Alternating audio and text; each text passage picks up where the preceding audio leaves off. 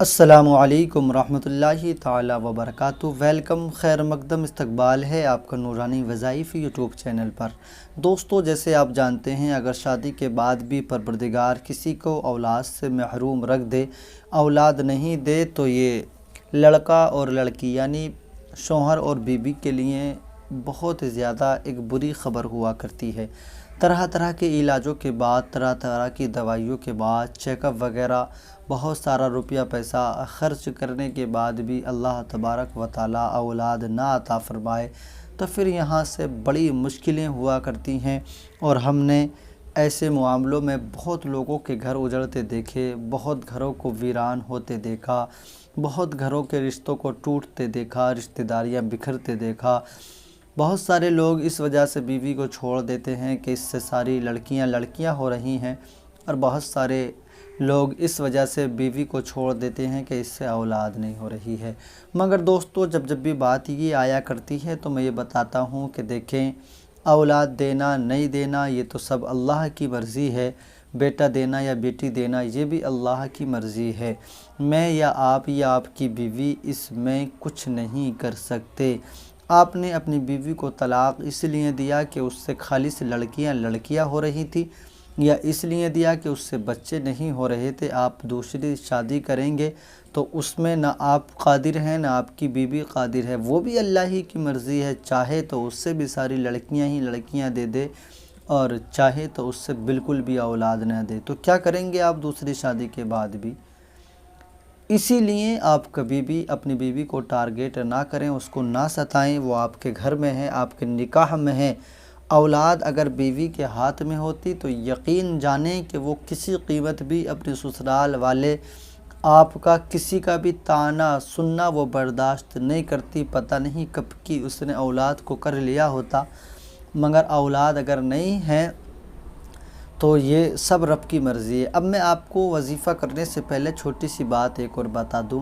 لوگ سمجھتے ہیں کہ ہم نے وظیفہ بڑی دل کے ساتھ کیا تھا، بڑی خواہشوں کے ساتھ ہم نے کیا تھا، یا کوئی بھی عمل یا کسی بھی اللہ کے ولی کے مزار پر ہم بڑی منتوں کے ساتھ، بڑے پیار کے ساتھ گئے تھے، مگر ہماری سنوائی نہیں ہوئی، ہماری بات نہیں سنی گئی۔ انسان کا دل ٹوٹتا ہے، مایوس ہوتا ہے انسان کہ ہماری فریاد کو سنا نہیں گیا۔ مگر دیکھیں، میں آپ سے بتانا چاہتا ہوں کہ ہر وظیفے میں یا کسی بھی اللہ کے ولی کے یہاں پر اگر آپ کی سنوائی نہیں ہوئی ہے تو یہ ہو سکتا ہے کہ یہ نہ سنوائی ہونا آپ ہی کے لیے بہتر ہو۔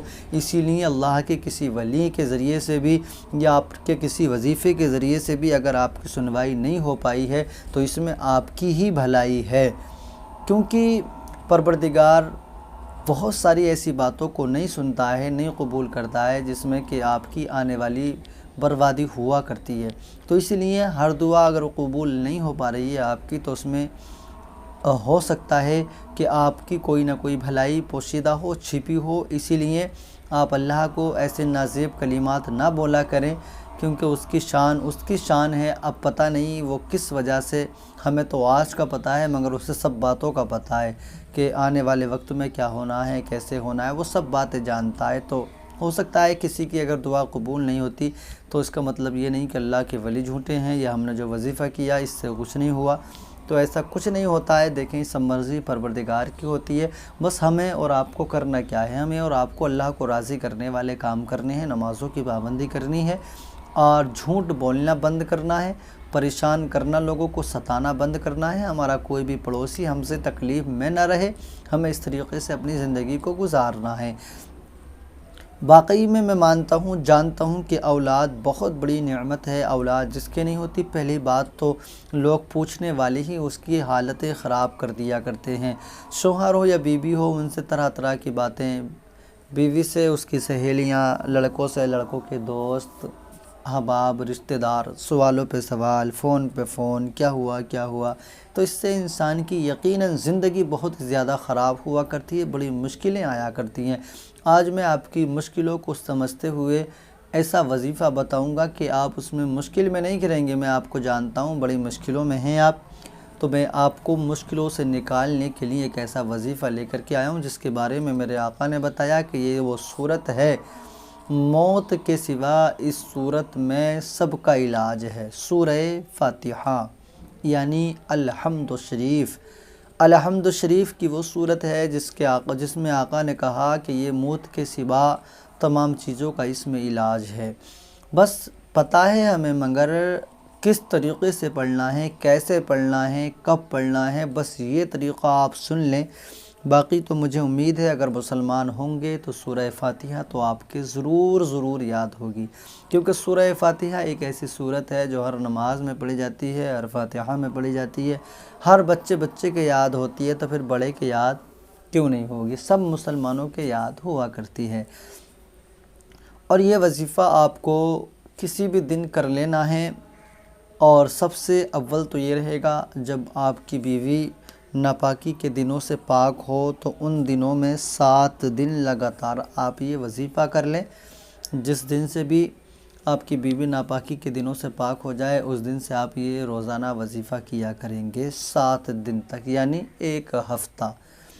اور وظیفہ کرنا کس طریقے سے ہے، پڑھنا کیسے ہے، کیا پڑھنا ہے، یہ اور اب میں آپ کو بتا دیتا ہوں، آپ سن لیں۔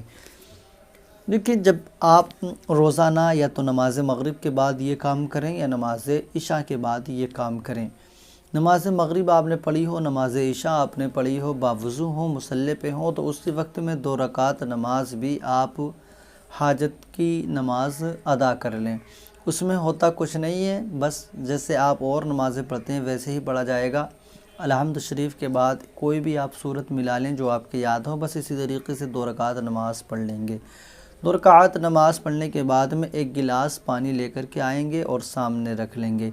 سامنے رکھنے کے بعد میں آپ کو کچھ نہ کچھ سرکار غوث الاعظم رضی اللہ تعالیٰ عنہ کے نام سے بول دینا ہے کہ ہمیں اللہ تبارک و تعالیٰ نے اس مقصد میں کامیابی کامرانی دی، تو ہم سرکار غوث اعظم کے نام سے یہ کریں گے، ان کے نام سے 2-4 بھوکوں کو کھانا کھلائیں گے، 2-1 کو کپڑے بنائیں گے، مطلب جو بھی آپ کو مناسب لگے، جو حسب حیثیت آپ کی ہو اس کے حساب سے آپ بول دیں۔ میں نہیں کہتا ہوں کہ آپ 10,000 5,000 خرچ کریں، آپ تو اگر 10 روپے کا بھی بولیں گے تو آپ کی محبت سر آنکھوں پر ہے، سرکار غوث الاعظم سب کی بات جانتے ہیں، جو حیثیت ہو اس کے حساب سے آپ بول دیں۔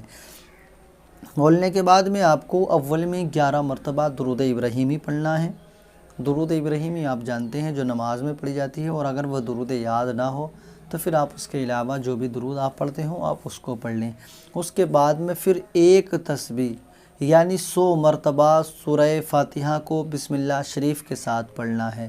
بسم اللہ الرحمن الرحیم، الحمدللہ رب العالمین، الرحمن الرحیم، مالک یوم الدین، ایاک نعبد و ایاک نستعین، اہدنا الصراط المستقیم، صراط الذین انعمت علیہم غیر المغضوب علیہم ولا الضالین۔